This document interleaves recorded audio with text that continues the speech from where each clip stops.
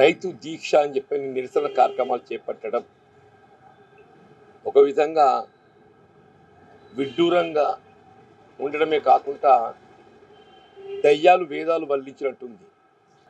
ఇదే కేసీఆర్ గారు ఆనాడు ముఖ్యమంత్రి ఉండగా వరేస్తే ఉరి కేవలం సన్నబడ్లు మాత్రమే సాగు చేయాలి ఇంత కమిట్మెంట్తో గవర్నమెంట్ పనిచేస్తుంటే నిన్నటి దాకా ఏదైతుందో ఎన్నికల్లో మొత్తం పార్టీని పట్టుకపోయి టీఆర్ఎస్ పార్టీని బీజేపీకి కుదోబెట్టిండ్రా.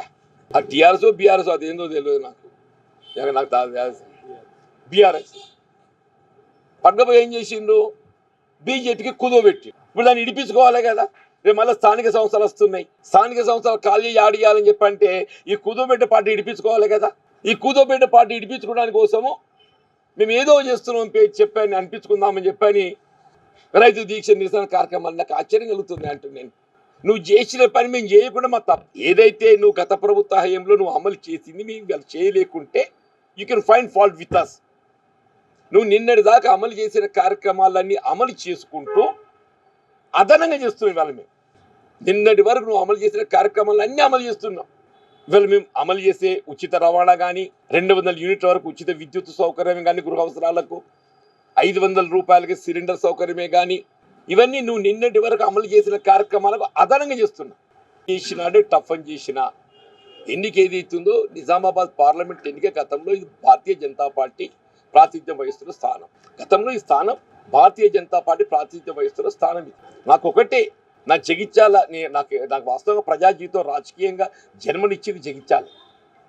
అటువంటి ప్రాంతానికి నేను సేవ చేయాలి అనేటువంటి ఒక తపనతోని నేను నిజామాబాద్ ఆప్ చేసుకున్నాను. అటువంటి తపనతో నిజామాబాద్ ఆప్ చేసుకున్నాను. నా పార్టీ కూడా గైడెన్స్ ఇచ్చింది. ఎందుకు నువ్వు పద్మవ్యూహంలో చూస్తున్నావు అని చెప్పాను. నేను చెప్పిన నేను పద్మవ్యూహంలో చూస్తున్నా అని చెప్పాను. నేను గెలిస్తే అర్జునుని అవుతా, పోతే అభిమన్యుడిని అవుతా. గెలిస్తే అర్జునుని అవుతా, పోతే అభిమన్యుడిని అవుతా.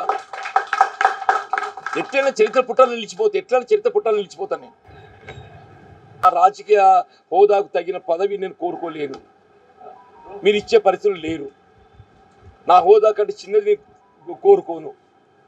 నా హోదాకు తగ్గ పదవిని పొందే పరిస్థితి లేదు. కోట్లాడాలి. జీవితంలో చివరి యుద్ధం చేసిందే అంటున్నా. మీ అందరి అభిమానం ఉన్నది నాకు చాలదే.